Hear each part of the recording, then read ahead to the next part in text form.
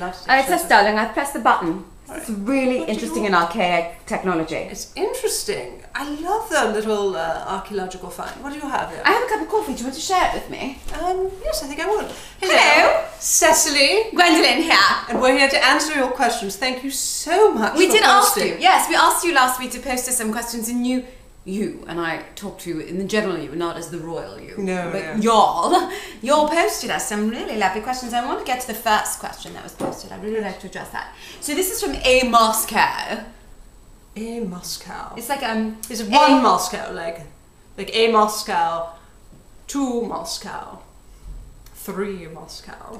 Or it could be a Moscow. Excuse me, I need a Moscow. Well, it doesn't have an accent, it doesn't have an umlaut or an accent aigu. I mean, in English, there are no accents really. AMoskow. AMoskow. I like a moss-cow, as in a moss-covered cow.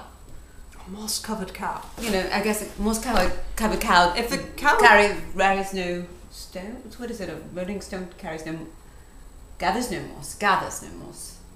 Gathers no moss. It's hard to, remember your idioms and your aphorisms when you're traveling through time and space and various They change so rapidly, and you'll never know. Like, I'm in this period, that period. And we go back and forth. It's not like we're just progressing through a linear. No, we're all over the place. All right. So we are. Sounds like we have like traveling ADD, which is a whole other bucket of worms. There you go. All right. What kind of but expression is AMoskow, right? Ladies. We are ladies. We are ladies. Thank you for addressing us as so.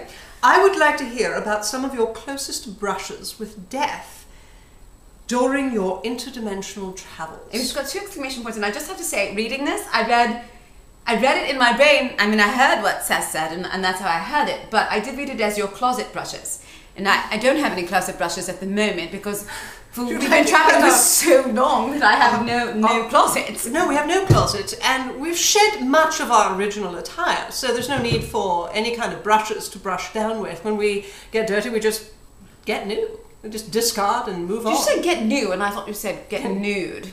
Sometimes we do get nude, but that's another thing. Just sometimes, frequently. Not necessarily with each other. No, not with each other. Well, we could. I mean, I have nothing against Oh, you should know we do. Oh God, no, right now you've got your shoulder against me. I think Cecily's very attractive, but we don't have a romantic relationship. We decided that long ago, even though we can't really measure time, because that would really get in the way of what we're trying to do. Yes. And we're looking at some of my closest brushes with death. We've had many brushes with death, which is what makes travelling one of the things that makes it so exciting. Not necessarily pleasant, but exciting. Yes. We've been chased out of many small villages and towns. That's almost entirely due to me.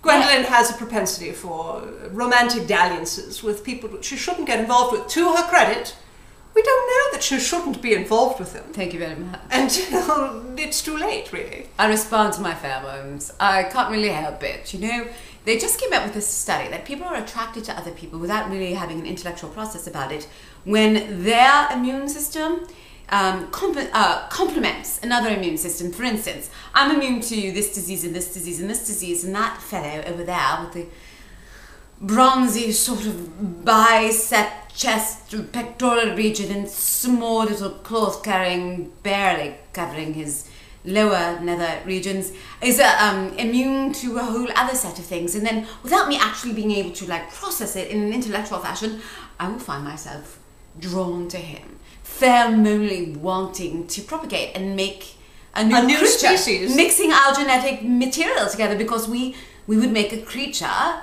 a human creature, that was not immune to a wide range of things. Now here's the other question, because I interpreted the question as our closest brushes with death during the interdimensional travel. Oh, I know where you're going with this, I think. So, it's like there are many times equipment malfunctions in the hot air balloon. And we've been caught between time streams, or partially in one dimension and partially in another. So uncomfortable. You can't even imagine how uncomfortable it is to be interdimensional yourself, because you can't really. You're infinite, and so you're looking at your hand, and your hand is infinitely far away from you and close to you at the same time. It's rather like that painting of the painter painting himself in the mirror, painting himself in the mirror, painting himself in the mirror. Is that Goya? Yes. Is it Goya? I believe it's the royal family. No, there's two. There's the painter painting the royal family, and that's Goya, right, the Infanta. Right, but then there's the painter in the field. Oh, because I want to say that's one of the Dutch masters. Because I can see Very it like right, you could be the right. beard, Yes, you know. yes, and the hat. Is it a young, not Van Gogh, a young, not no, Van that's Gogh. Van Van Gogh. Gogh. Too much travel in the Interdimensionally being spread out amongst time. I'll think of it. The handsome one, Rembrandt. Rembrandt. That's it, darling. I love you. And I love you too. Yeah. So interdimensionally, we've had a couple of brushes with that. And it's not that we don't understand the technology we use. It's that we don't have to use our intellect to understand the technology that we use. Let me try to put it this way. I believe we're speaking to an audience in the 20th, 21st century. 21st, beginning of the 21st century. Beginning of the 21st century. So it's rather like many of you drive an automobile. Yes? Yes, right. Many of you do drive an automobile. Many of you, cute little thing. many of you know. I was thinking rather of that little red MG. Oh, that is red MG. Very difficult to have a dalliance in red MG, but not possible. impossible. Anyway, so some of you are very familiar with the workings of the internal combustion engine. Do you really think these people are very familiar with any of the technology that they use? Some of these people are, but many of you are not, who get into an automobile, you start your car and you go. You just know that it goes, and when it stops, it stops. That's kind of like us. Just like us. We go. We just go.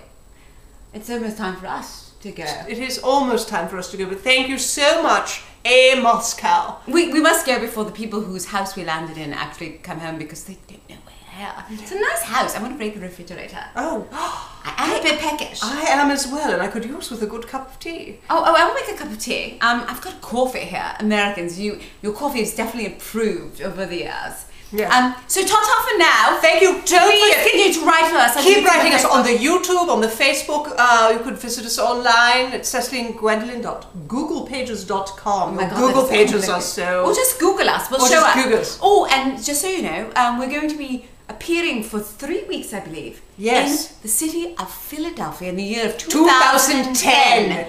In January. So if you're traveling through time and you pick up this, visit us, 2010. I am going to have to figure out how we can make sure we land and actually get there in 2010 in January, Yes, not like... We hope for a good, strong, interdimensional wind.